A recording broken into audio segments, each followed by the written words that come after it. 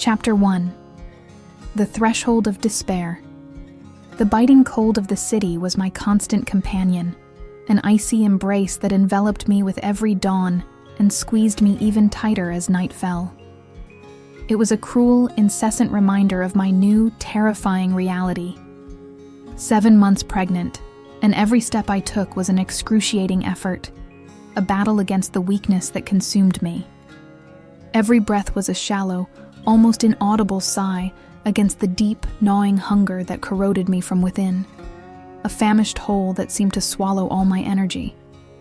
I huddled in empty storefronts, seeking any refuge from the biting wind that swept through the streets. My thin coat, once a modest shelter, now felt like a cruel joke against the harsh urban winter. My fingers, pale and purple, tried in vain to warm each other, while my chapped lips burned with every attempt to speak. With every movement, I felt the weight of my belly, a protrusion that was at once the source of my greatest hope and my deepest despair. Just a few months ago, life was a completely different scene. I had a stable job, a cozy little apartment I called home, and the sweet, almost palpable anticipation of motherhood.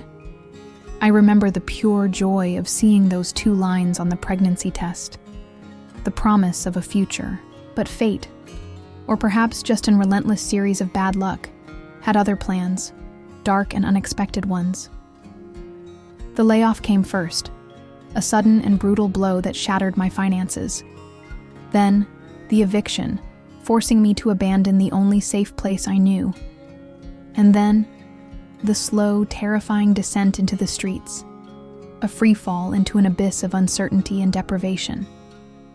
Pride, a trait I once considered a virtue, became my greatest enemy. It prevented me from asking for help, from reaching out to friends or family who might have supported me. Shame, a constant companion, silenced me, isolated me. But now, with each passing day, shame was gradually replaced by a primal fear, a visceral terror that consumed me. Fear for this tiny life growing inside me, a life so innocent and vulnerable, a life that deserved so much more than the cold concrete, constant hunger and despair I could offer. I wondered if I was failing my own child before they were even born. I watched people pass by, an endless stream of hurried, indifferent faces, each immersed in their own bubble of comfort and routine. My eyes followed a woman with full shopping bags, then a couple laughing as they entered a fancy restaurant.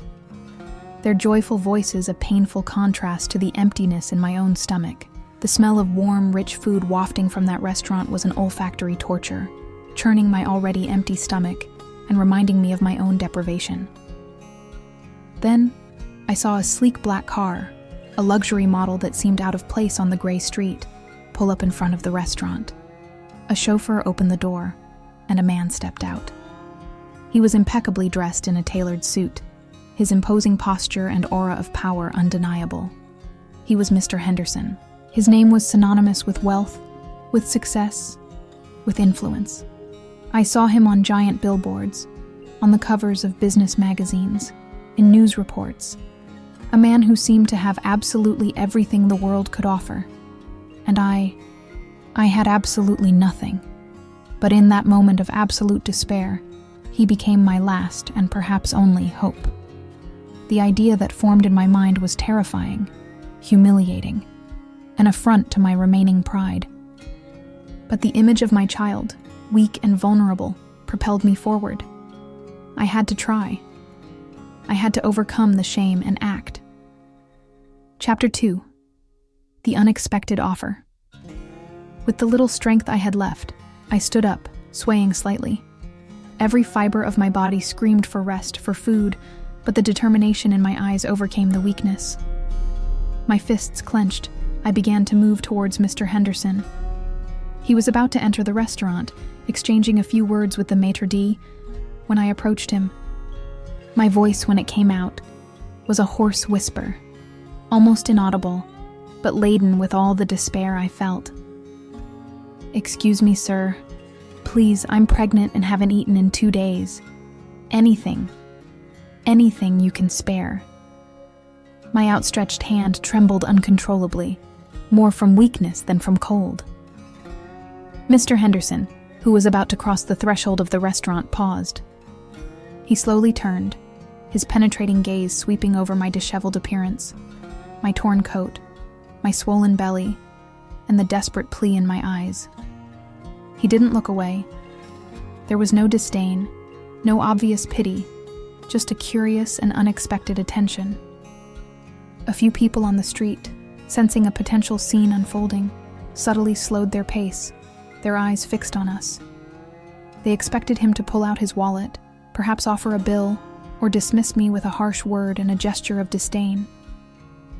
But Mr. Henderson did none of that. He just watched me, in silence. His voice, when he finally spoke, was calm and controlled, without a trace of emotion. "What do you truly need? What are you willing to do for it? Do you have any skills, young lady?" I was stunned, completely speechless.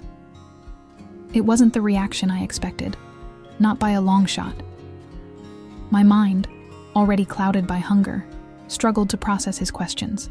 I stammered, trying to find the right words, my voice choked with surprise and the hope that, against all odds, was beginning to blossom. I worked in administration, data entry, customer service. I was good at what I did, but no one hires me like this. Not when I'm pregnant and homeless. Mr. Henderson remained silent for a long moment, his gaze unwavering, as if he were evaluating my every word, every nuance of my expression. The curious onlookers exchanged glances, puzzled by his unconventional response. What was he doing? Why wasn't he just giving me money? Then, he reached into the inner pocket of his suit jacket. My heart leaped. Would it be a bill? But no. He pulled out a business card, elegant and simple, with his name and his company's logo. He handed me the card. I took it, my hand still trembling, no longer from cold, but from a mixture of astonishment and a spark of hope. "I don't give handouts, young lady," he said, his voice firm and clear. "But I recognize determination. Come to my office tomorrow morning, 8 a.m. sharp. If you're there, we'll talk about a real solution." He didn't give me money. He gave me a card, an enigmatic promise, and a chance that seemed impossible, almost a dream. I was speechless, completely.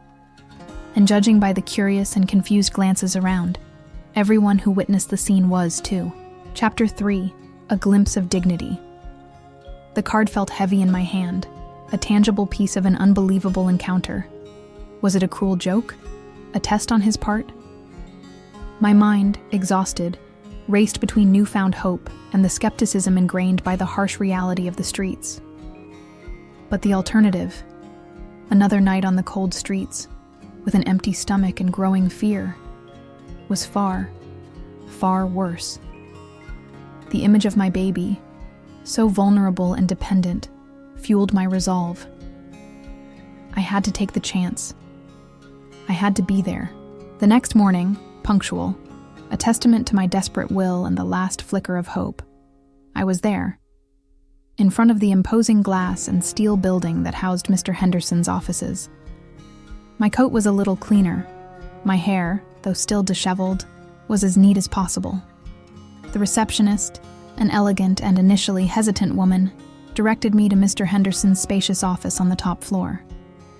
The panoramic view of the city, stretching out behind his desk, was breathtaking, a stark contrast to the world I had known for the past few months. He was at his desk, immersed in papers, but looked up as soon as I entered. His expression was unreadable, neither warm nor cold. "You came," he said, a simple statement. He gestured to a chair opposite his desk, inviting me to sit. "Tell me, Sarah," he began, his voice serious but without judgment. "What makes you different from the dozens of other people who ask for money on these streets?" I, gathering every ounce of courage I had left, looked him directly in the eye. My voice, though still a little shaky, carried the strength of my conviction. "I don't want charity, Mr. Henderson. I want a chance. I want to work, to support my baby. I want to prove I'm capable. I just need someone to believe in me enough to give me that start. I'm not lazy, I'm just unlucky." A faint, almost imperceptible smile touched Mr. Henderson's lips. He leaned slightly forward. "Good," he said, and the words sounded like an approval. "Because I don't believe in handouts. I believe in empowerment. Years ago, I wasn't so different from you.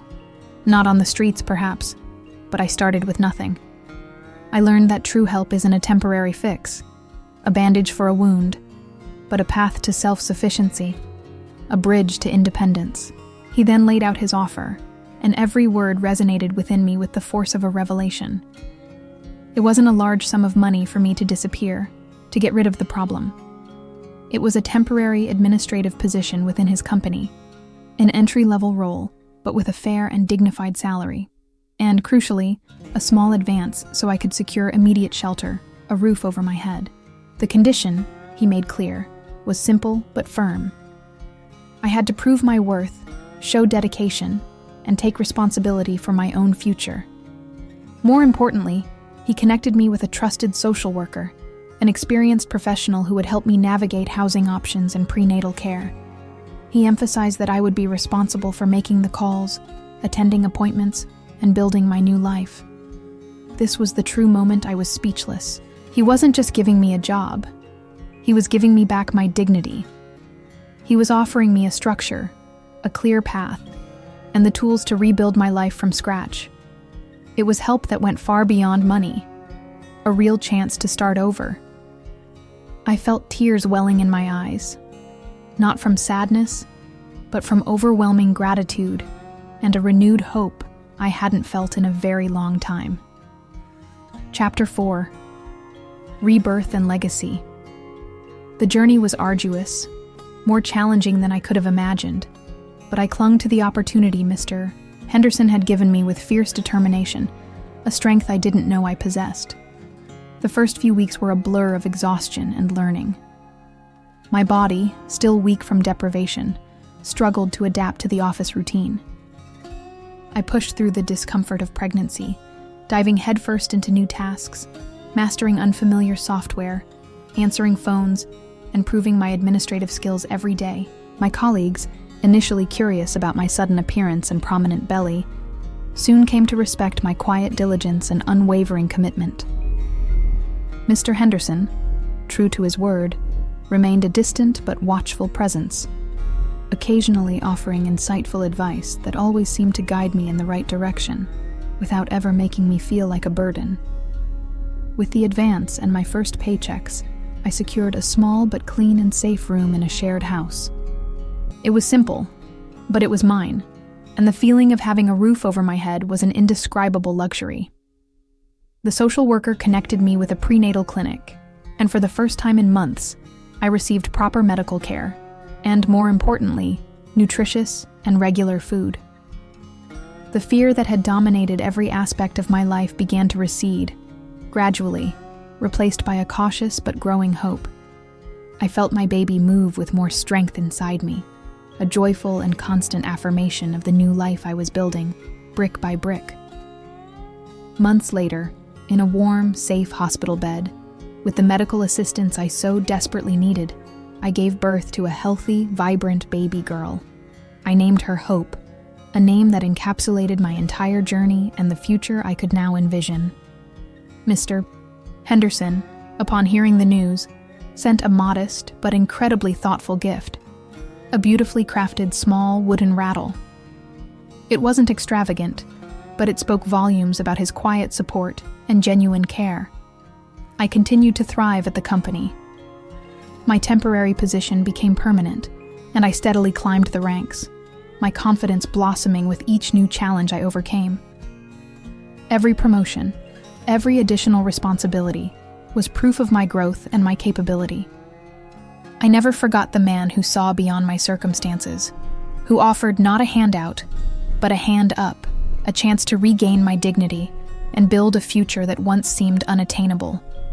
Mr. Henderson's reaction that day on the street truly left everyone speechless. It wasn't the expected charitable gesture, the superficial act of charity that most people would expect from a wealthy man. It was something far deeper, more transformative. He didn't just give money. He gave a path, a challenge, and an unwavering belief in human potential. His unconventional kindness not only transformed my life, enabling me to become a thriving mother and professional, but also served as a silent testament to the power of empowering individuals rather than just providing temporary relief. Now stable, secure, and with a wonderful daughter by my side, I often think back to that day, grateful for the man who saw me not as a problem to be solved with money, but as a person capable of building her own future, leaving a lasting legacy of true compassion and vision.